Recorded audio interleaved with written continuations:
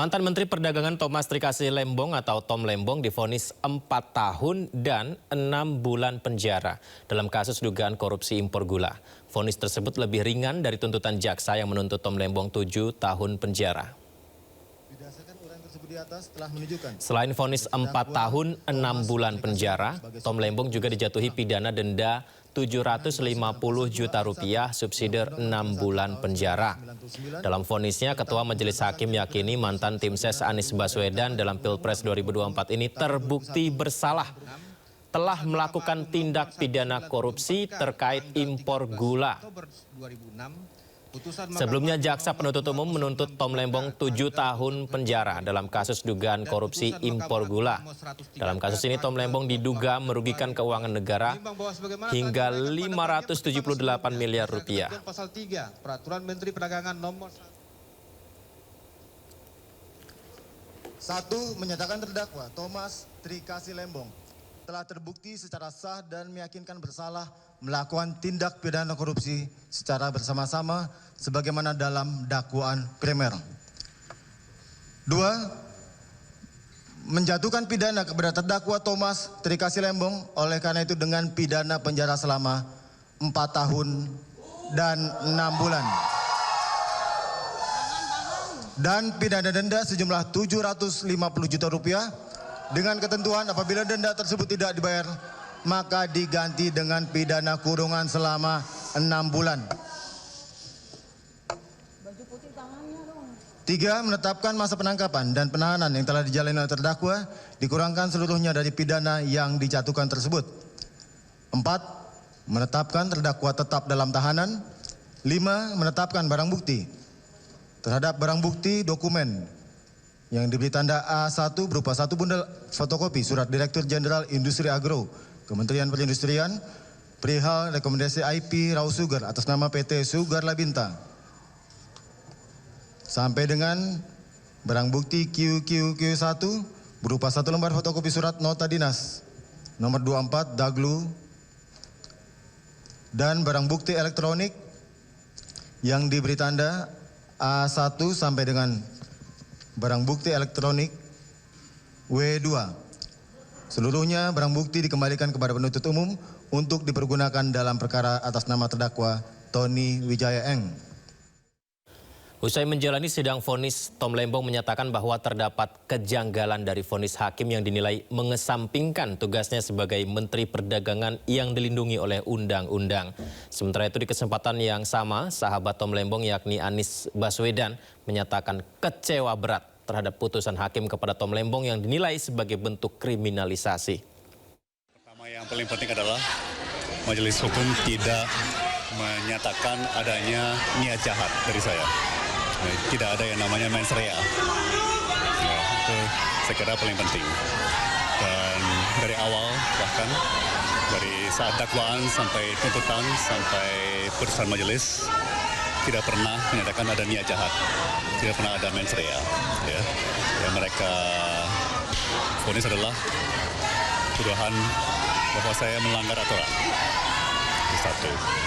Nah, kedua, yang sedikit, bukan sedikit ya, lebih dari sedikit janggal atau aneh bagi saya sih ya, majelis mengesampingkan wewenang saya sebagai Menteri Perdagangan. Ya.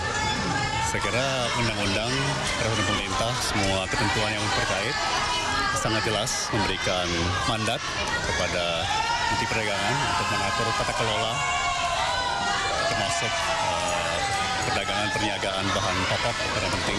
Ya. Dan tadi saya lihat, saya catat secara teliti cermat, kiranya majelis mengabaikan bahwa saya sebenarnya punya wewenang tersebut. Dan juga dengan demikian, majelis mengabaikan hampir semua fakta persidangan, terutama keterangan saksi dan ahli, bahwa memang yang berwenang adalah Menteri Teknis, bukan Menko, ya, bukan juga rakor para menteri sebagai sebuah forum koordinasi, ya, tapi tanggung jawab, wewenang untuk mengatur sektor teknis tetap melekat kepada Menteri Teknis. Jadi tidak ada undang-undang yang mengatakan, oh selebihnya soal pertanian diatur lebih lanjut melalui peraturan Menko. Ya, selalu akan bilang akan diatur lebih lanjut oleh Menteri Pertanian dan peraturan Menteri Pertanian. Tidak ada yang undang-undang yang mengatakan akan diatur lebih lanjut oleh peraturan Menko. Ya.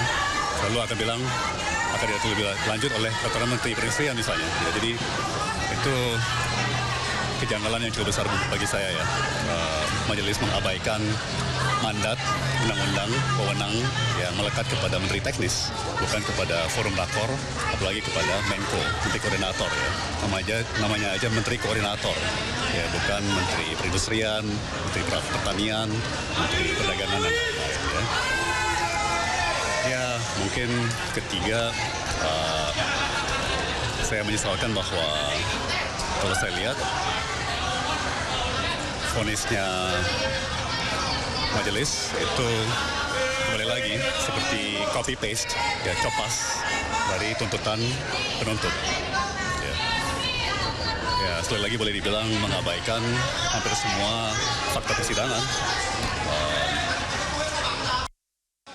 Saya hanya akan menyampaikan 4 hal. 1, kita semua mengikuti proses persidangan ini dengan akal sehat. Dan yang mengikuti dengan akal sehat pasti akan kecewa. Sama dengan saya pun sangat kecewa dengan keputusan ini. Yang kedua, jika kasus seterang benderang ini dengan orang seperti Tom saja bisa dikriminalisasi, bagaimana dengan jutaan warga negara kita yang lain? 3, apapun langkah yang akan diambil oleh Tom Lembong untuk mencari keadilan, kami akan dukung sepenuhnya. Yang keempat, kami meminta kepada para pemegang kekuasaan untuk serius memperhatikan dan membenahi hukum kita. Kalau kepercayaan pada sistem hukum dan peradilan kita runtuh, maka sesungguhnya negeri ini yang runtuh. Pemirsa, vonis telah dijatuhkan oleh Majelis Hakim Tipikor Jakarta, Thomas Lembong, dihukum 4 tahun 6 bulan penjara. Dinyatakan bersalah dalam kasus korupsi impor gula.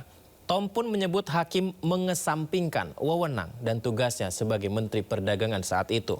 Lantas apakah ini bukti tegaknya hukum tanpa celah atau masih ada babak lain dalam drama? Kita bahas lebih lengkap bersama narasumber istimewa kita. Ada kuasa hukum Tom Lembong, Ari Yusuf Amir, dan pakar hukum pidana Profesor Surparji Ahmad. Assalamualaikum semuanya, apa kabar? Selamat malam. Waalaikumsalam. Selamat malam. Terima kasih sudah bersedia berbagi di Sindo Prime. Pertama saya ke Pak Ari terlebih dahulu. Pak Ari, saya kutip sedikit yang disampaikan Pak Tom Lembong. Majelis hanya copy paste dari putusan yang diajukan jaksa penuntut umum. Betulkah demikian, Pak Ari? Ya, memang dalam persidangan ini kan kami sudah berkali-kali sampaikan banyak sekali yang berubah dalam proses persidangan ini. Saksi-saksi yang di BAP ketika di persidangan memberikan keterangan yang jauh berbeda dari apa yang dalam BAP. Nah, yang kita sesalkan, hakim tidak melihat fakta-fakta di persidangan ini. Seakan-akan hakim hanya membaca tuntutannya dari JPU, lalu yang JPU berasal dari BAP. Padahal banyak sekali, kami bisa uraikan satu persatu sebetulnya tentang apa saja yang hakim tidak indahkan dalam proses fakta persidangan. Sehingga ketika hakim memutuskan sebuah perkara dengan fakta-fakta yang diabaikan itu menjadi ganjil jadinya. Nah, tetapi dari apa yang telah disampaikan hakim, karena ini begini memang, ini putusannya agak membingungkan. Karena tadi hakim membacakannya bolak-balik tadi. Kalau kita mendengar, apalagi kalau ahli hukum juga bisa mendengar tadi ya, agak ganjil putusan ini. Jadi dia membahas misalnya tentang Inkopkar, dia loncat ke Angel Product, lalu loncat lagi ke PPI, loncat lagi kemana-mana, balik lagi ke sana, bolak-balik hakim membacanya. Jadi kita juga bingung kenapa bisa begini putusannya. Lalu yang kedua yang agak aneh lagi tadi, dia mempertimbangkan pledoi kita itu belakangan justru. Mempertimbangkan pledoi belakangan? Belakangan, jadi setelah dia memberikan keputusan baru dipertimbangkan pledoi kita. Itu juga aneh juga ini putusannya. Jadi mungkin nanti pihak bagian pengawas ya, pengawas apakah itu komisi yudisial, apakah itu hakim pengawas, bisa menilai lah tentang profesionalitasnya hakim ini. Karena itu tadi putusannya jadi membingungkan masyarakat. Nah, tetapi yang menarik tadi dalam persidangan, baik itu dalam tuntutan maupun dalam putusan, baik jaksa maupun hakim tidak mampu menjelaskan tentang niat jahat, tentang mens reanya.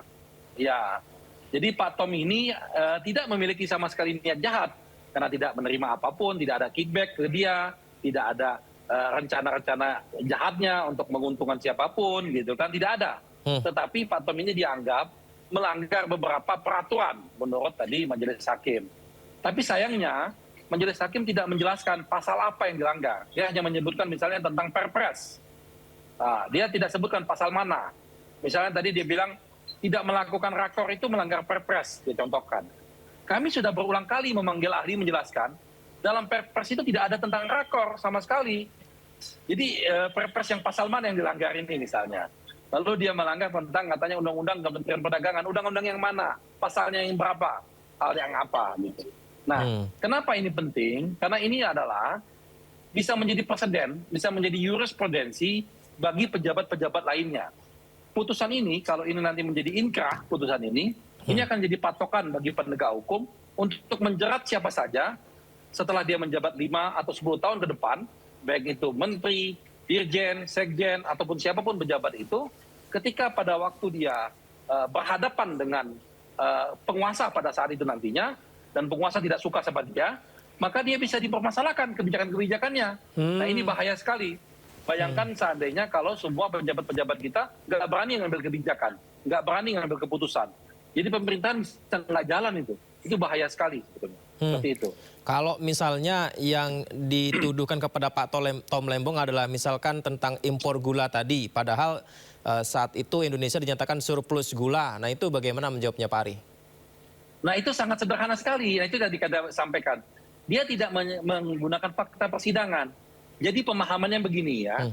Kami sudah memanggil ahli dengan membawa data. 3 ahli yang menjelaskan itu.